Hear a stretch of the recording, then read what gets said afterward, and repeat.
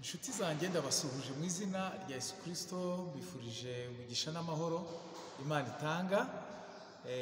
Ni Pastor Ntwarane Anastase, musanganywe kuri iyi channel yacu ya Face TV. Nshimira abamaze gukora subscribe ndetse n'abakora like ndetse n'abasangiza abandi ubutumwa buca kuri iyi channel yacu. Nk'uko twakomeje kubivuga, ubutumwa ducisha kuri iyi channel ni ubutumwa bugamije gusubizamo abantu imbaraga no kubereka intsinzi n'imigisha biri muri Kristo Yesu, kubamwemeye, kubamwizeye, kubahisemo inzira. Mu by'ukuri twifuza gutuma muhishurirwa ubutunzi butagira akageyo, imbaraga zitagira akageyo, imigisha itagira akageyo tubonera muri Kristo Yesu. Haleluya! Amagambo rero tubigisha nayatuma urushaho kwisobanukirwa, ukamenya ibyo wagenewe, ukamenya uburyo kuba muri Kristo, kuba mu bwami bw'Imana ari kugera ahantu heza cyane hatandukanye n'ahandi kuri iyi si ya rurema. Nta handi hantu heza ho mu gakiza, nta handi hantu heza ho muri Kristo, ntaho kuri iyi si ya rurema, nta handi hantu h'igiciro cyinshi ho muri Kristo Yesu. Rero mbahaye ikaze kandi mbabwira ko tugiye mu ijambo riryoshye cyane, ryiza cyane, tugiye gusangira, rigaragaza ibyo dukwiriye gukora kugira ngo dushobore kugera mu migisha itangaje y'Imana, dushobore kugera mu gusobanukirwa imigambi y'Imana ku buzima bwacu, dushobore gusobanukirwa ubushake bw'Imana. Kuko niba ari ikintu gikomeye muri iyi si, muri uru rugendo ubwami bw'Imana, mu kumenya ubushake bw'Imana, the will of God. Reka rero dusenge Imana. Data, ndagushimiye, urakoze kumugisha uyu muntu utoranije kugira ngo yumve ijambo ryawe. Mugirire neza kandi nanjye umfashe kugira ngo amagambo sohora abashe guhindura, abashe kugera ku ndiba z'imitima kandi afatisha abantu ibyemezo bituma bahinduka, bituma bagera mu migisha yawe. Urakoze mu izina rya Yesu, amen. Reka rero dusome amagambo ari mu Baheburayo mu Baroma igice cya 12 umurongo wa 1 n'uwa 2. Aravuga ngo, nuko bene data ndabinginga kubw'imbabazi z'Imana ngo mutange imibiri yanyu y'ibitambo bizima byera bishimwa n'Imana, ariko kwikora kwanyu ukwiriye. Kandi ntimwishushanye n'ab'iki gihe, ahubwo muhinduke rwose mugize imitima mishya, kugira ngo mumenye neza ibyo Imana ishaka ari byo byiza, bishimwa kandi bitunganye rwose.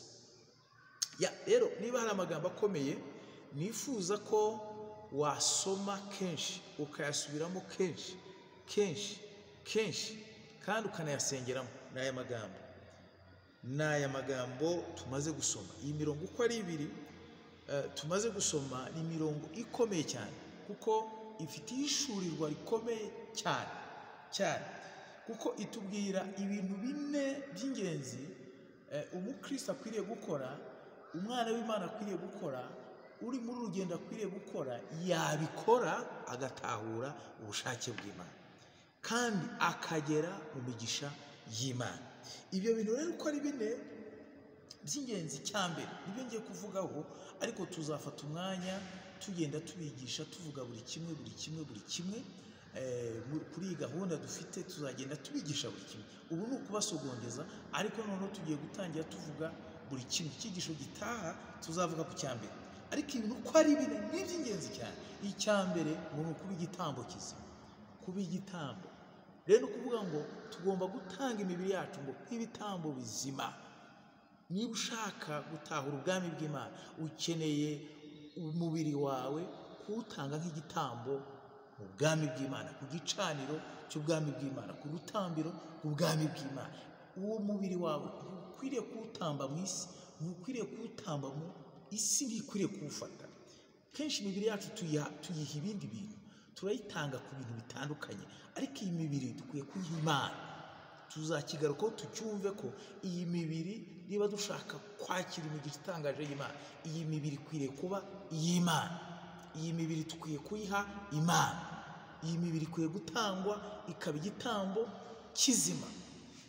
Ikindi cya kabiri yavuze ngo ntitwishushanye n'ab'iy'isi, ntiduse n'ab'iy'isi, ntitukore nkabo. Mu by'ukuri isi ifite imbaraga, ifite influence ikomeye cyane ku buryo abantu kubatwa nayo, kuganzwa nayo, kuyoborwa nayo, gutegekwa nayo, kwigarurirwa nayo biroroshye cyane. Rero Paul aravuga ngo muyiganze, muyinanire. Mu yandi magambo, ukwiriye kunanira isi, ukwiye kuyinanira ukagira ubuzima bunanira isi, ukagira ubuzima bunesha isi, ukagira ubuzima buganza isi. Noneho ukazavuga nka Kristo, kuko mu kivugo Yesu yavuze arimo asoza umurimo we, yaravuze ngo nanesheje isi. Haleluya, nanesheje isi. Mu banzi yarwanye nabo bakomeye, yashoboye kuvuga ko yanesheje, yatsinze n'isi. Yohana nawe aravuga ngo uwabyawe n'Imana aganza isi, anesha isi, atsinda isi, ntimuse nayo. Ikindi yavuze ngo muhinduke rwose, muhinduke rwose. Tugomba kuba abantu bahindutse rwose, tudahinduka ibice bimwe. Efurayimu ngo yarameze nk'umutsima uhinduye uruhande rumwe, hamwe harahiye ahandi ntihahiye, hamwe uruhande rumwe uri umukristo, ahandi uri umupagani, uruhande rumwe uri umwana w'Imana, ahandi uri mu isi. Oya, hinduka rwose. Ugomba guhinduka rwose, ukaba mushya mu buzima bwawe, ukaba umwana w'Imana, ukavuka ubwa kabiri, ugahinduka rwose. Tutabaye nka kigewgewe, uruvu ruhama ruhindagurika, rugira isura itandukanye naho ruri. Ubwo rero tugomba guhinduka nk'ikinyabwoya. Ikinyabwoya kirahinduka kikaba ikinyugunyugu, butazongera kongera kuba ikinyabwoya, tuzahagaruka. Ahandi yavuze ngo tugire imitima mishya.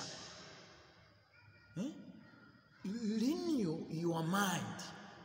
Ibitekerezo byacu tugomba kubinyuringa, tugomba kongera kubigira bishya.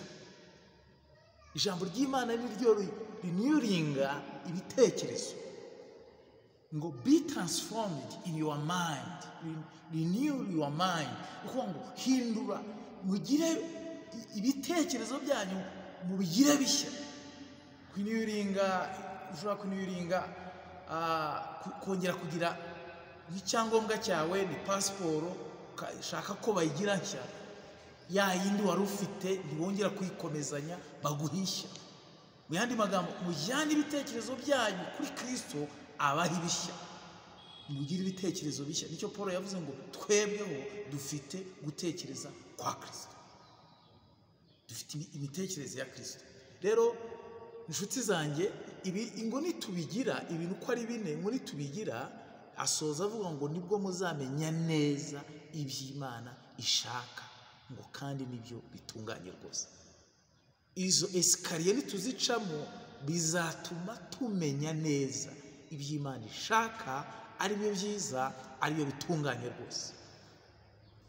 Iyo myumvire nituyigeramo, uko guhinduka bashya nitubigeramo, mu by'ukuri tuzaba tugeze ku rwego rukomeye cyane. Erega n'ubundi umugisha utangaje Imana ishobora kuguha, wenda ngarutse kuri icyo cya kane, umugisha utangaje Imana ishobora kuguha ni ibitekerezo bishya, imyumvire mishya. Mindset ni ukuvuga ngo gutera imbere kwa gushingiye ku gutekereza kwawe.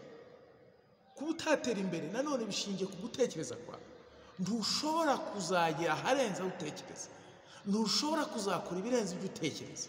Rero imitekerereze yacu ifite ikivuze ku bo turi bo no ku byo dukora n'ibyo tuzaba byo.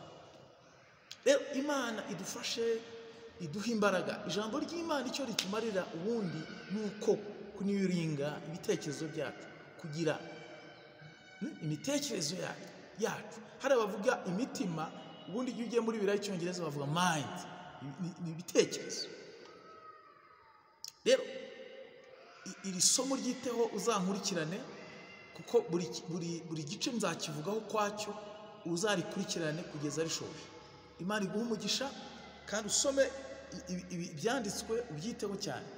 Imana iguha umugisha. Niba waryohewe n'inyigisho, y'uburyo dushobora kugera ku butsinzi bwo kumenya neza imigambi y'Imana ku buzima bwacu no kugendera mu migisha yayo no kubaho ubuzima bw'ubutsinzi. Ndagusaba rwose wite kuri ibi bintu, wite kuri aya magambo kandi usangize n'abandi. Mu izina rya Yesu, amen.